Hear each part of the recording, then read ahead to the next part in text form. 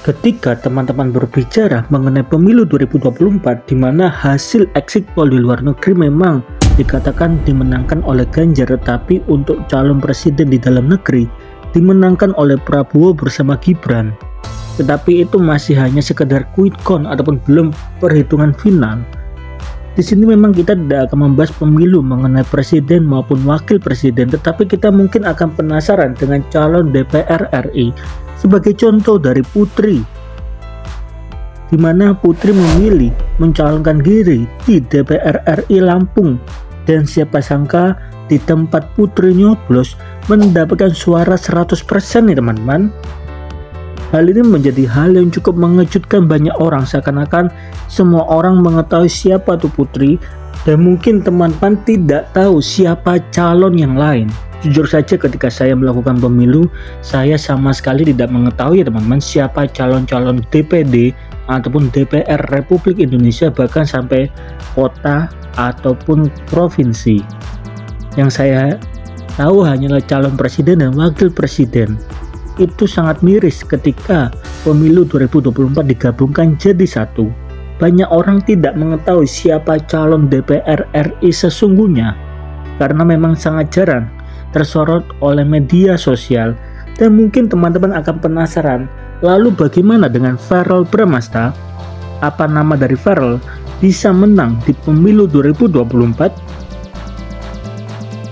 Memang kalau kita berbicara mengenai rekam jejak dari Verrel itu sangat sedikit atau minim, tetapi kepopuleran dari Verrel, banyak orang lebih mengetahui Verrel daripada calon yang lain.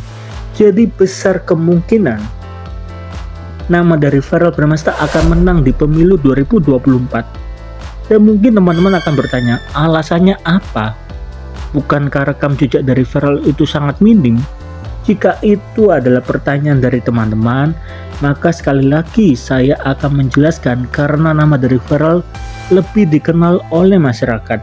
Dan itu terbukti ketika kita melihat pada kolom komentar, banyak sekali orang memilih dari Verrel. Bahkan ada juga orang yang mengatakan, gue nyoblos Komeng, soalnya calon legislatif sebanyak itu nggak ada satupun yang saya kenal, cuman tahu Komeng saja. Dan perkataan ini sama persis terjadi oleh banyak orang. Mungkin ketika teman-teman melihat pemilihan umum ada nama dari Verrel, teman-teman hanya mengetahui Verrel Bramasta, sedangkan nama yang lain teman-teman tidak mengetahui. Jadi kemungkinan besar teman-teman akan memilih Verrel. Dan ini adalah salah satu alasan kenapa Verrel bisa menang di pemilu 2024. Dan jika itu terjadi, maka kabar baik ya teman-teman, nama dari Verrel bersama Putri bisa sama-sama menjabat politik di tahun 2024. Dan jika memang benar itu terjadi, maka pernikahan kemungkinan besar juga akan terjadi ya teman-teman.